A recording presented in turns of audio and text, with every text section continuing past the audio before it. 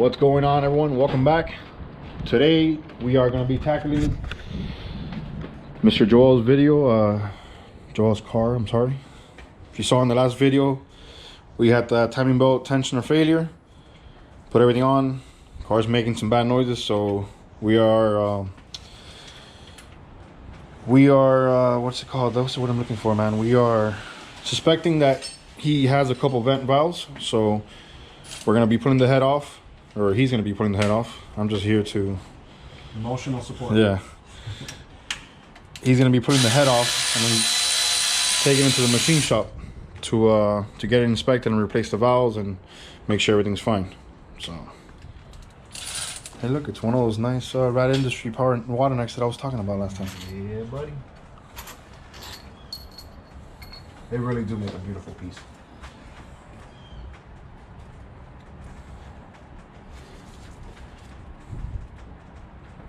I like this guy. He works with gloves.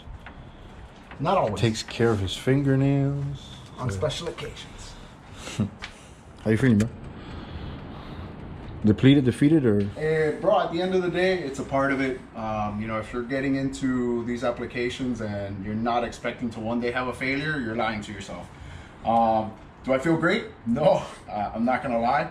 But at the end of the day, you know, it's something that can be fixed.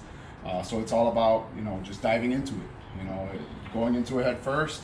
You know, the less downtime, the better. So I'm gonna go ahead and tackle it right away and get it off to the machine shop. Hopefully it's just a few valves and we'll be back on the road. Yeah, because, you know, it's that nice 50, 60 degree weather right now in Miami, so he wants it running because it's that boost weather. All right. What is going on, Super Channel fam? Thank you once again for tuning in. So as you guys know, and if you've been following along, I had a little bit of a mishap with my car. Timing belt actually snapped due to a faulty timing belt tensioner.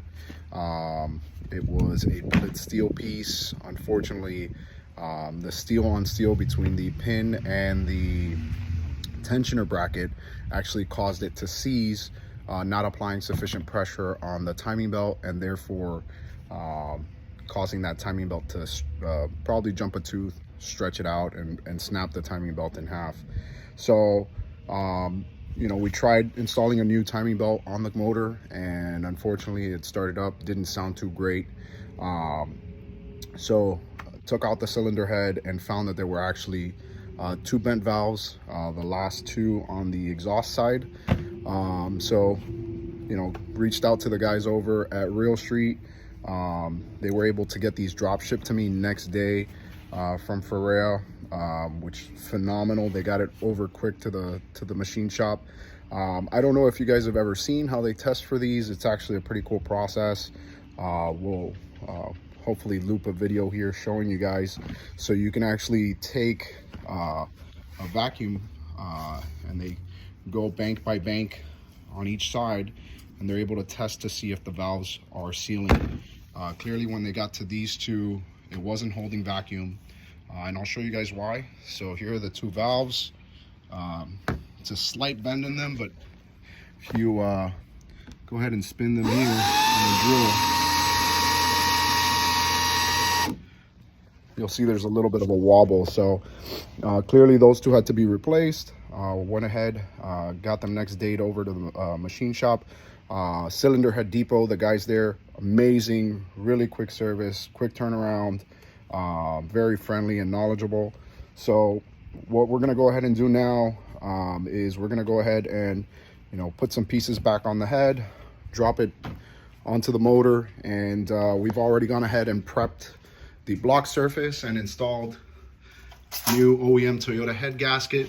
Very important with these, if you don't know, you need to have the numeration and markings pointed upwards on the exhaust side. It will fit both ways. If you don't put it this way, you will unfortunately have coolant passing over into your oil and vice versa. Not a fun time. Have to take everything apart, new head gasket. So please make sure if you're doing a new head gasket on your motor that you're going ahead and putting it in the correct direction. We did have a little bit of a mishap. We got the we were supposed to have a video removing the cylinder head off the car. However, unfortunately, the GoPro was set to the wrong setting and actually took a bunch of photos instead of doing a time lapse. That's my mistake. But I will get some footage for you guys of the cylinder head going back on.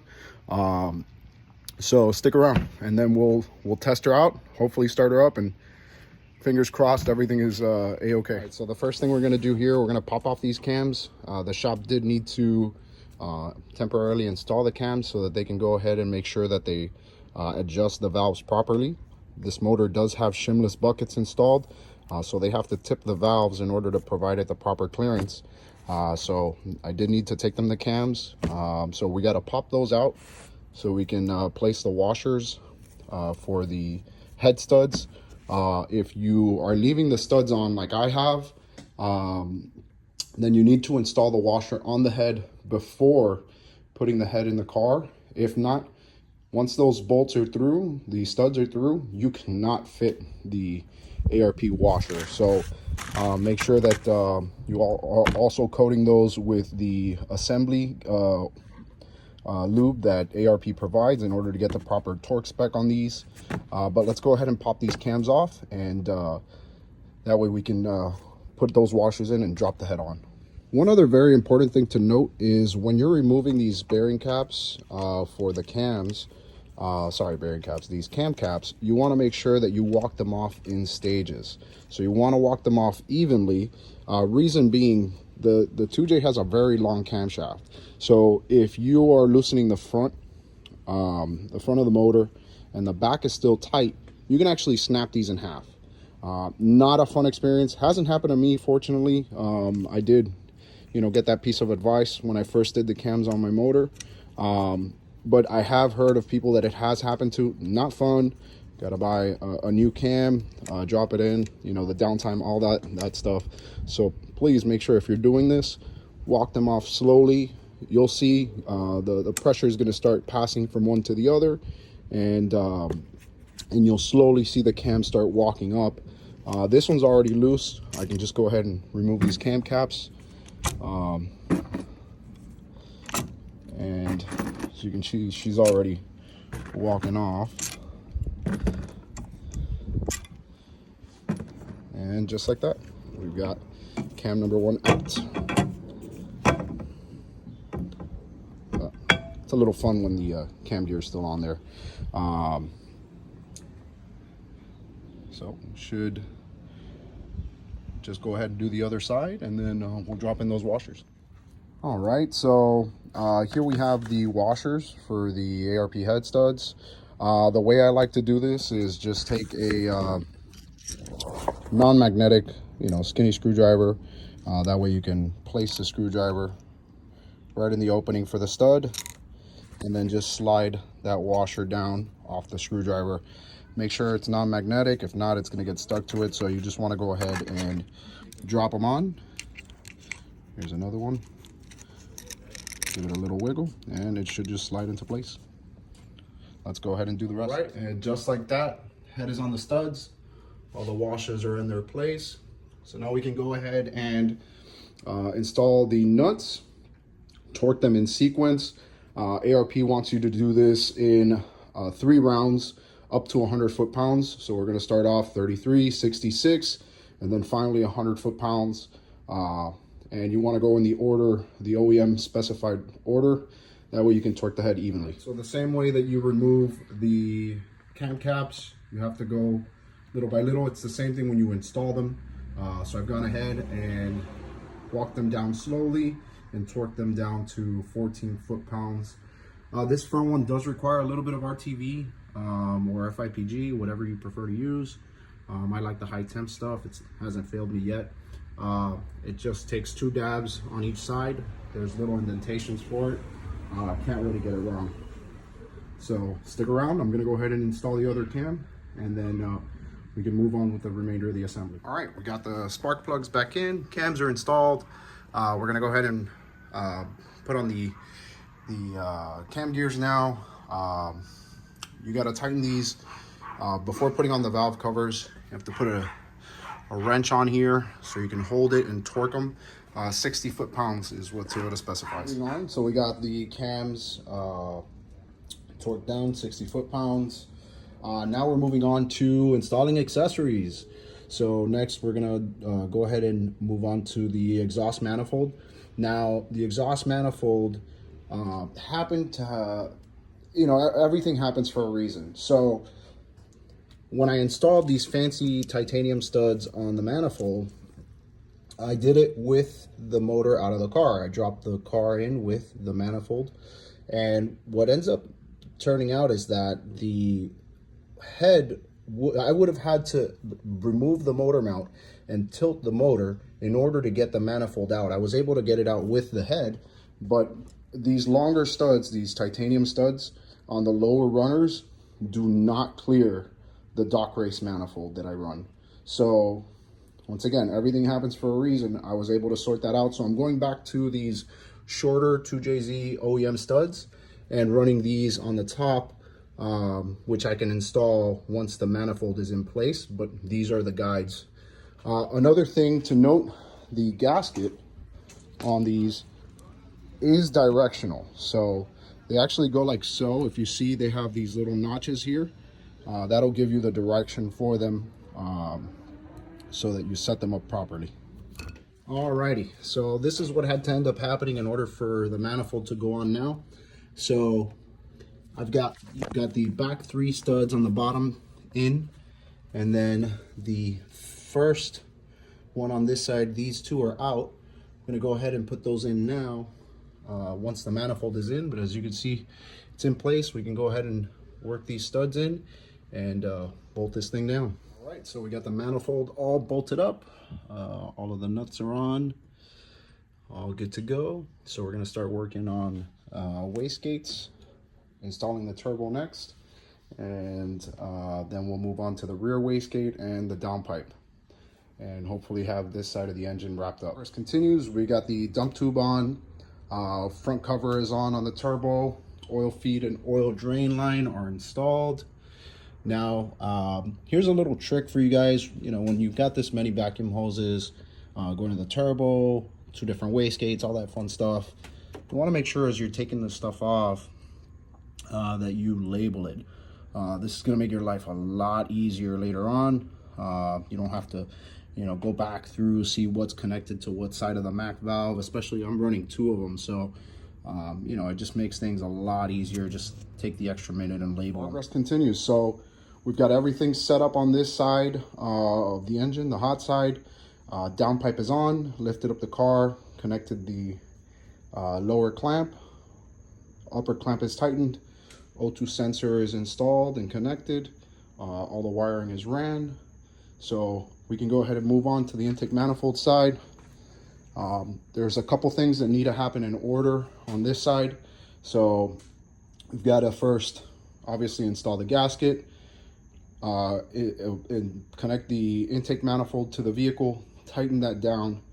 Then we can go ahead and install the fuse box back in the vehicle, throttle body on, power steering reservoir. These things have to happen in order. If the reservoir is there, intake manifold won't go in and out. If the fuse box is there, same deal. So we have to do everything in order to make this work. But at this rate, we should have the vehicle running within an hour or so. So really excited to have made this much progress this quick. Okay, so we now have the intake manifold on. Injectors are all plugged up. Fuel lines are connected. IACV is connected. Vacuum hoses for the blow-off valve, as well as the fuel pressure regulator and brake booster are hooked up. Also, the return line is hooked up. Cam sensor is hooked up.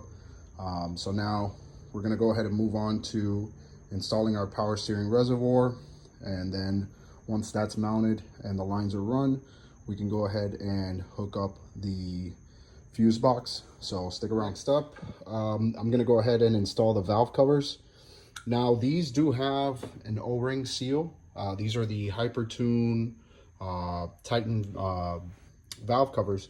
Now what you want to do on these is you want to put a thin layer of RTV, because this seal it does take care of some of the oil, but it doesn't take care of all of it. So you definitely want to put some RTV on there, tie it down evenly. That way you can get a good seal, make sure you don't have any oil leaks. Mine was actually leaking a little bit. There were some spots that were low on RTV, so this was a great opportunity to resolve that.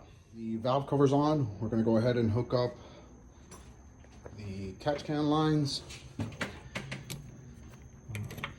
You know, when these are made to the right measure, they just pop right in. You just be able to screw them on like so.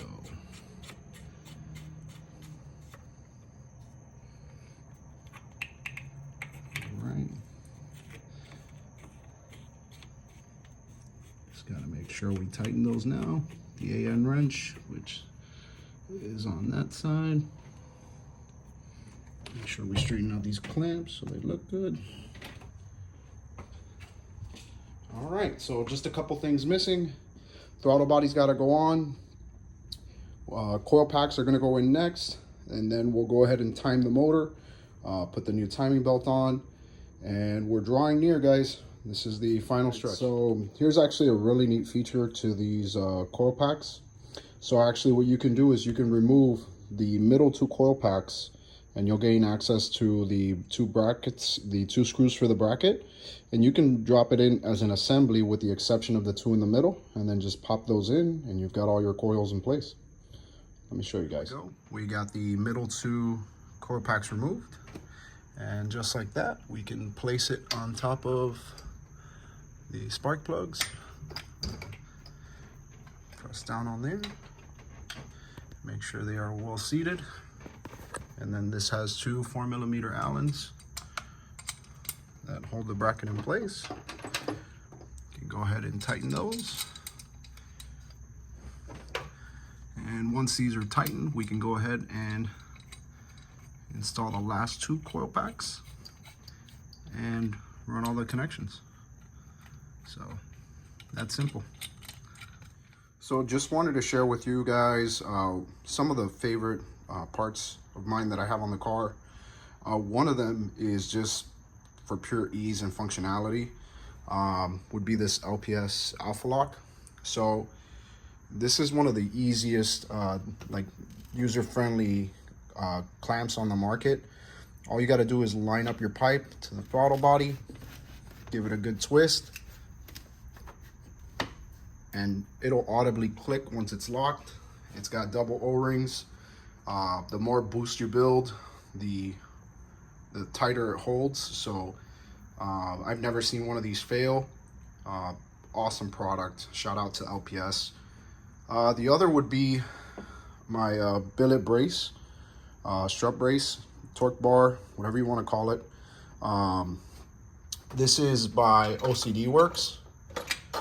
I've only ever seen one other car with this piece in person. And I've never seen another one in black. So, you know, shout out to them. Awesome build quality on this piece. It's absolutely beautiful. I think it really offsets the engine bay with the black and the chrome. So yeah, just a couple of my favorite parts on the car. Alrighty, it's the moment of truth. We got everything reassembled and back together. We got some coolant in the motor. Let's go ahead and see if she fires up. I already checked. We've got fuel pressure. So hopefully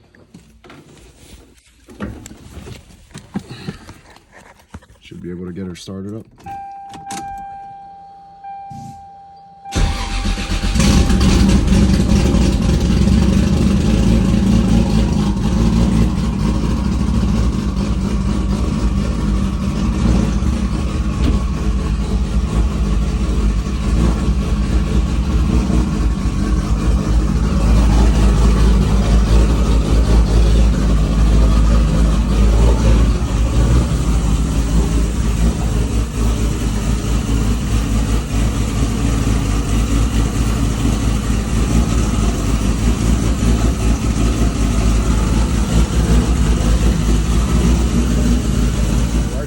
It. She started right up. Motor sounds healthy. Super stoked to have her back up and running again. Gonna go ahead and bleed the coolant system, make sure everything, we get all the air burped out. There is a little bit of oil coming out from behind the cam seal, so I'm gonna have to remove the cam gear, make sure that I get that addressed. But other than that, head issues seem to be resolved, so super stoked to get her back up and running.